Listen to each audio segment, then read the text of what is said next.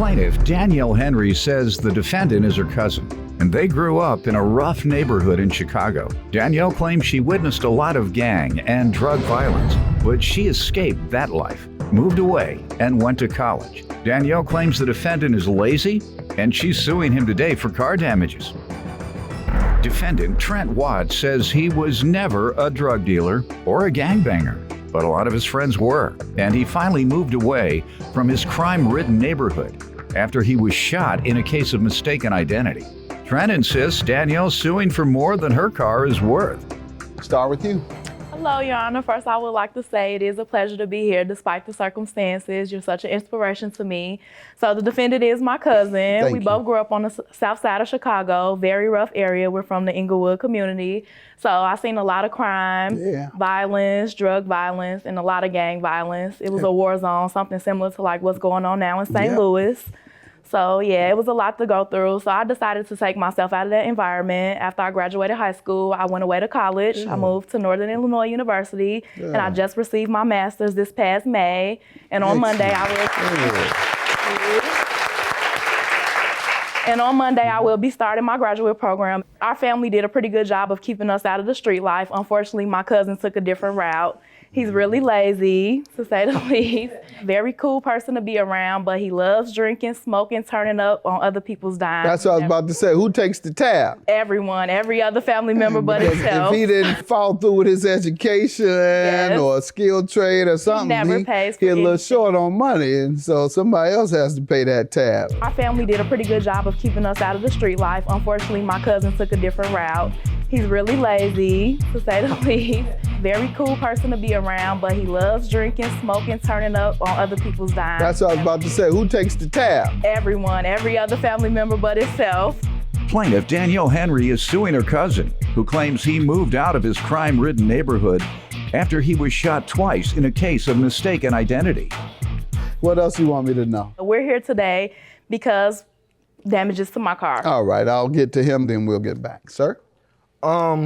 As far as, both of us growing up in Chicago and staying out of trouble, that is true. Recently, though, a very traumatic experience has happened to me. I got shot in November. How so? Mistaken identity, I'm assuming. Where were you? I was going to the store with my stepfather to get milk. And I grew up, as far as with the different distractions around me. I had friends that lived that kind of life, but I was one of those kids who couldn't leave off the block till they were 13. So my mom did a real good job as far as keeping me out of that life. I never sold drugs, never gangbanged or any of that.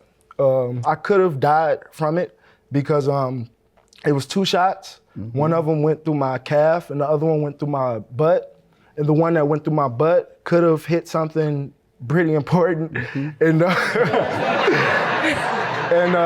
if it had done that, it might not have been so bad. You said, look at this. Well, I got shot.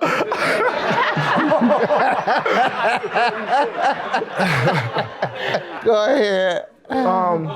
If it had hit that part, I would have bled to death because they wouldn't have been able to stop the bleeding. So thank God that, that happened. And whoever shot was trying to kill me because I only got hit twice and they shot about 7 or 8 times. I'm glad you survived. Me too. I was shot in my ankle, but it wasn't mistaken.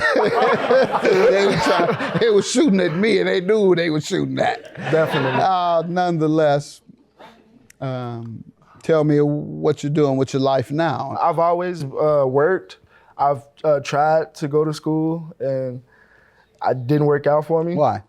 Because of, honestly, I don't want to say I'm lazy because that's what she's saying. I'm not lazy. It was more of the routine, getting into it, like getting up for class every day. Getting up in the morning? Yeah. Well, no, not getting up in the morning. No, not getting up in the morning, just as Getting up in the afternoon. You said get up for class. So that's either morning or afternoon. I'm sorry. Class itself, school, it's not for me. Okay. What about skilled trade? I've looked into that, but... What did you see? What do you mean looked into it? I didn't look into it, I thought about it. All right, and what dawned on you? I just would rather work than go to school. Not saying that it's anything wrong with Do you going think the jobs you have are going to sustain a full family if you one day want one? No. Okay. I do plan on going back to school one day. Right now, I just want to work. Yeah. Who do you live with? Right now, my cousin. All right, see? Yeah. You're passing the bill to everybody else because No. you can't afford. The jobs you have, you can't afford to live by yourself or do you Okay. pay your own tab at the bar? No, that's not true. I can't pay my own tab. I've never.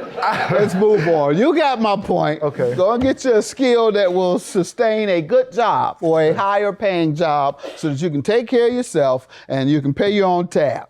All right, let's get to the car damages. Okay, this all started after his shooting. I invited him to move with me because I Good. wanted him to get out of Chicago. That's my cousin. Great I love him. So he lived with me rent free, didn't pay for a meal, Good. anything, any house amenities. So he lived with me, wasn't too much of a problem. If I can interrupt you, I always like to give credit to my cousin, my second cousin, Addison Hines. When my mother was assaulted in the projects we lived in, 6 months later, he moved us out because he was the manager at a low to moderate income housing complex, a real nice place.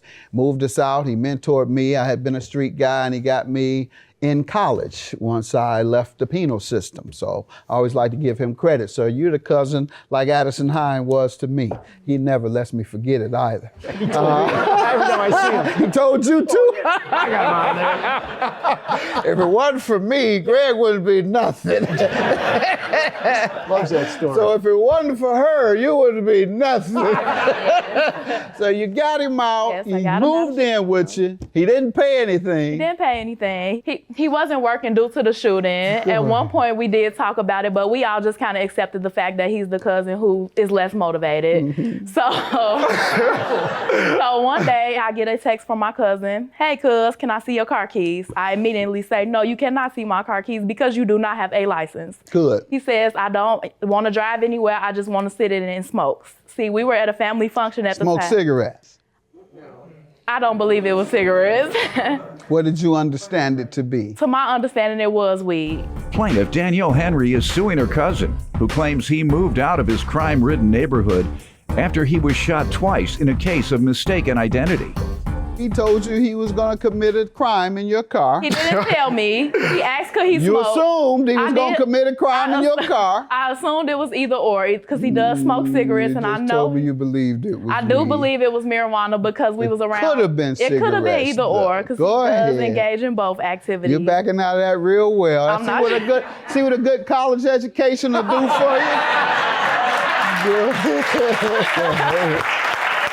Okay. I promise he didn't tell me. I didn't know.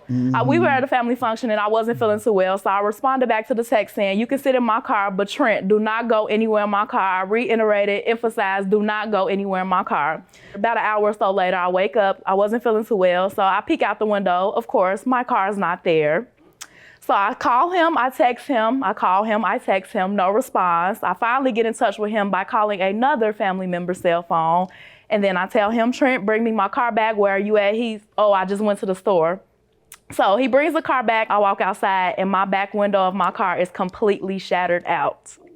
I walk around to the side of my car. The passenger side is dented in and so is the back rear bumper. So of course I call him, I text him for hours. My cousin did not respond to a text, a call, anything. He didn't post anything on social networking sites. He was completely avoiding me. I finally get in touch with him. I caught him slipping, called him at 6 o'clock the next morning. He answered the call in the middle of his sleep, going off, asking him what happens to my car. And he said some shorties was chasing him with a BB gun and he had to get away. He had to get out that jam is what he said. I did. That caused him the accident. To this day, I really don't believe the story. To this day, I don't know the Why full not? story. I mean, what could have happened with the back? Just curious of what you I don't know, think. but it definitely came from a gun. Why wouldn't he owe, regardless of how it happened? Let's hear that from you. You have to explain that part. I asked her, could I smoke in her car? She said, yeah. It was cigarettes, it was not weed. She told me not to drive it, I admit that. But the store is not far from where we were, so I figured it wouldn't be that big of a deal if I went and put it back and nothing ever happened. So what did happen? I was on my way back and some teenagers with BB guns. Initially, I didn't know they were BB guns though. You know, after being shot, I see guns, you know, it shook me. So I swerved, hit the fire hydrant, and I noticed when I dropped it off, after I hit the fire hydrant, I immediately went home. I didn't stop for any reason. When I got out of the car, I noticed the dent. I told her it was a dent in it. Do you ever agree to pay? Yes. Okay, so how much have you paid her? Nothing. You have an estimate of the damages? Yes, I do, sir, and I also have pictures of the car. And let me just tell you this, sir.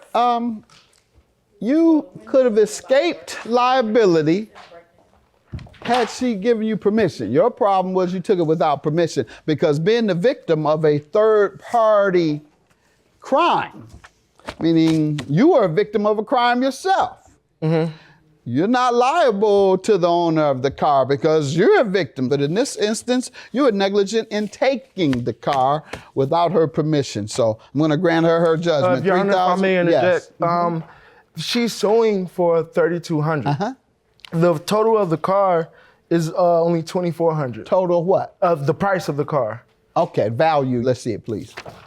And by the way, it's $3,156, not $3,200. But let's see. 2005 Ford Taurus? Yes. What condition? It's in good condition. It says fair condition. You have something that says good condition? No. All right, this says fair. I believe her. $3,156. Have a good day.